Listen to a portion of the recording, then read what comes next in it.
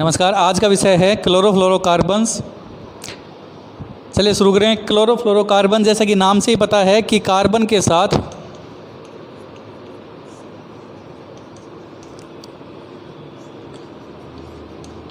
जब क्लोरीन और फ्लोरीन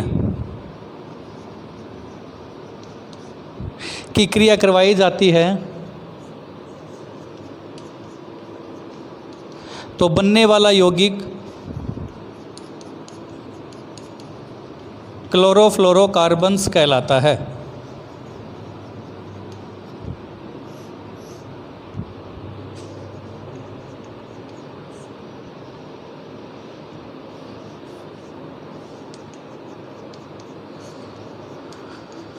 जिसे फ्रियोन भी कहते हैं।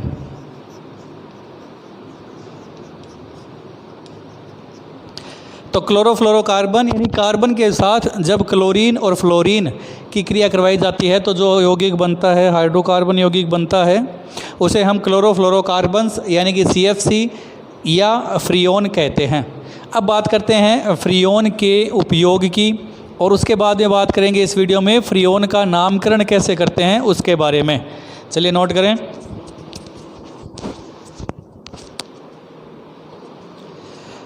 तो चलिए बात करते हैं CFC के निर्माण की। यहाँ एक उदाहरण लिया गया है CCl4। देखिए निर्माण कैसे होता है उसके बारे में। तो कार्बन टेट्राक्लोराइड,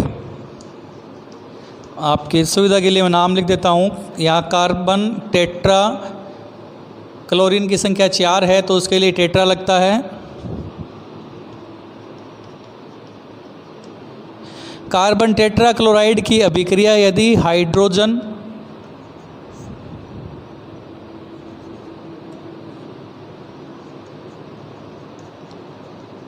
फ्लोराइड के साथ करवा दी जाए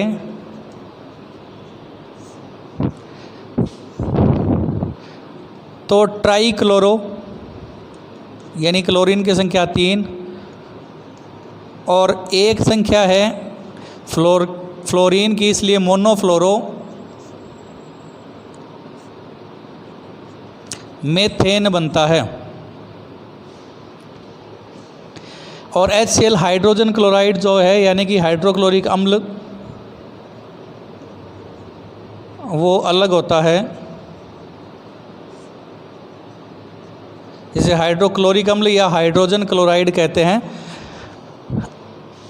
तो निर्माण कैसे होता है याद रखें। कार्बन टेट्राक्लोराइड की अभिक्रिया हाइड्रोजन फ्लोराइड के साथ SbCl5 यानी एंटीमनी क्लोराइड, पेंटाक्लोराइड जिसे कहते हैं, एंटीमनी पेंटाक्लोराइड, पेंटा यानी 5 है इसलिए पेंटाक्लोराइड, SbCl5 की उपस्थिति में करवा दी जाए तो ट्राईक्लोरो मोनोफ्लोरोमेथेन यानी CCl3F तथा HCl हाइड्रोक्लोरिक अम्ल या हाइड्रोजन क्लोराइड बनता है।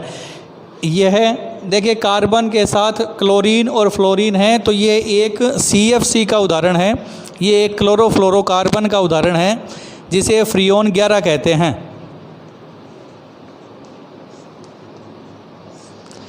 CCl3F को फ्रियोन 11 के नाम से जाना जाता है।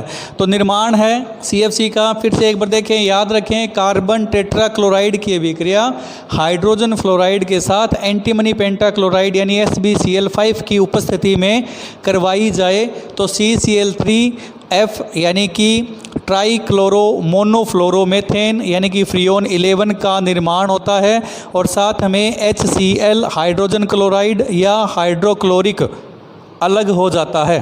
तो ये है क्लोरोफ्लोरोकार्बन का निर्माण। ध्यान से उतारें, इन्हें याद रखना है, समझें। साथ में 4 संख्या हो तो टेट्रा लगाते हैं, 5 हो तो पेंटा कहते हैं, 3 हो तो ट्राई लगाते हैं। ये इससे पहले वाले वीडियो में बताया गया है, यदि याद नहीं रहता तो फिर से उसे देखें। इसके बाद हम बात करेंगे हाइड्रोकार्बन्स यानी कि एक रूप जैसे कि जिसे हम CFC या फ्रियोन कहते हैं, उसके उपयोग के आधार पर इसका काम क्या करते हैं, हम यूज क्या लेते हैं उसके बारे में। पहला उपयोग है अक्रिय विलायक के रूप में CFC का उपयोग लिया जाता है। अक्रिय विलायक के रूप में देखिए अक्रिय का मतलब जो क्रिया नहीं करता, और विलायक यानी कि जो घोलने वाला हो उसे हम कहते हैं जो खुद नहीं घुलता और विलायक के रूप में कार्य में लिया जाता है। अक्रिय विलायक के रूप में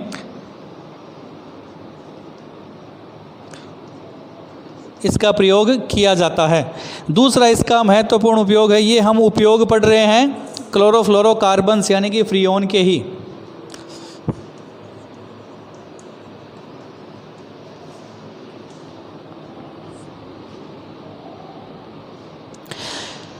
एसी हो, रेफ्रिजरेटर हो,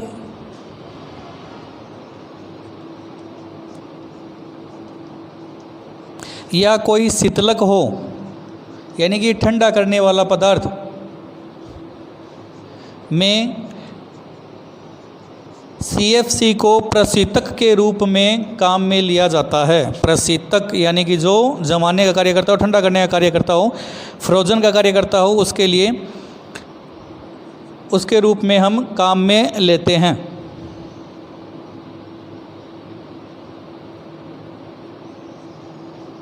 तो दो इसके महत्वपूर्ण उपयोग हैं, एक तो है अक्रिय विलायक के रूप में और दूसरा है रेफ्रिजरेटर एसी शीतलक में प्रशीतक के रूप में इसका उपयोग लिया जाता है।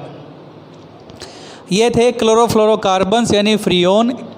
अभी तक हमने पढ़ा है फ्रीओन या क्लोरोफ्लोरोकार्बन कहते किसे हैं, उसके बाद में उसका निर्माण कैसे होता है, उसके बाद में उसके उपयोग। अब बारी है यानी अब बात करते हैं क्लोरोफ्लोरोकार्बन्स या फ्रीओन के नामकरण की कि कैसे इनका नाम दिया जाता है। फ्रीओन यानी कि CFC का नामकरण करने के लिए सबसे पहले हम X, Y और Z के 3 प्रारूप बनाते हैं, जहां X का मतलब, Y का मतलब और Z का मतलब। X का मतलब है या X वह संख्या है जो CFC में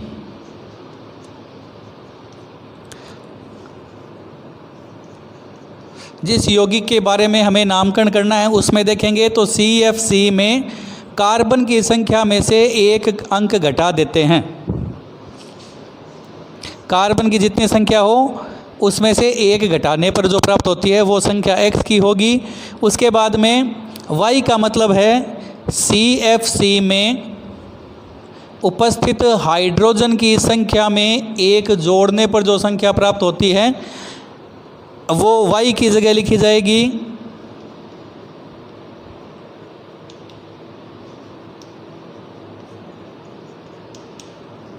और इसी तरह CFC में फ्लोरीन अणुओं की संख्या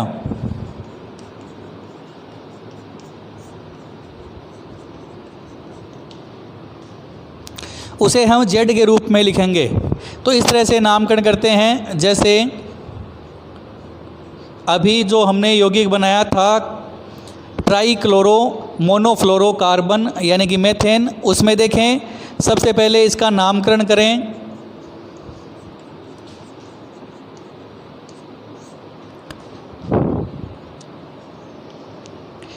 X का मतलब देखें उसमें कार्बन की संख्या कितनी है, 1, उसमें से 1 घटाना है। Y का मतलब देखें हाइड्रोजन की संख्या कितनी है ही नहीं, तो उसमें 0 लिखते हैं और उसमें 1 जोड़ना है। और उसके बाद में Z यानी कि फ्लोरीन की संख्या, तो वो है 1। कार्बन की संख्या थी 1, उसमें से 1 घटाएंगे तो 0, 0 में 1 जोड़ें तो 1 और Z 1 तो 1। अतः इसका नाम हो गया फ्रीओन 11। तो इस तरह से किसी भी यौगिक का नामकरण हम कर सकते हैं। CFC वालों का 3 चीज़ें याद रखनी है, X, Y और Z के रूप में हम नामकरण करते हैं। X का मतलब क्लोरोफ्लोरोकार्बन यौगिक में उपस्थित कार्बन की संख्या, उसमें से 1 घटाना है। Y में या Y की जगह CFC में उपस्थित हाइड्रोजन की संख्या जितनी भी हो उसमें 1 जोड़ना है। और उसके बाद में Z की जगह CFC में फ्लोरीन अणुओं की संख्या को वैसा का वैसा ही लिख देना है। तो ये है फ्रीओन 11 का नामकरण। इसके अलावा एक अन्य नाम और देखते हैं, चलिए नोट करें।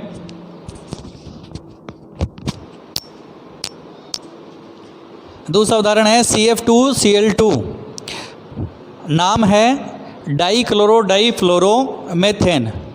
वैसे फ्रीओन का नामकरण यदि हम करना चाहें तो उसके लिए जैसे कि अभी उदाहरण किया था, एक बार फिर से देखें, एक्स वाई और जेड रूप लिखें। उसके बाद में सीधा यदि आने लग जाए तो सीधा भी कर सकते हैं। एक्स की जगह हमें क्या लिखना है, कार्बन की संख्या में से एक घटाने पर, देखें इसमें कार्बन की संख्या है एक, उसमें से एक घटाने पर जो मिलेगा वो लिखना है। वाई की जगह लिखना है क्लोरोफ्लोरोकार्बन में हाइड्रोजन की संख्या है ही नहीं तो 0, उसमें एक जोड़कर। और उसके बाद में जेड में फ्लोरीन के अणुओं की संख्या, तो देखें इस बार फ्लोरीन के अणुओं की संख्या है 2, तो आपका नामकरण हो जाएगा फ्रीओन।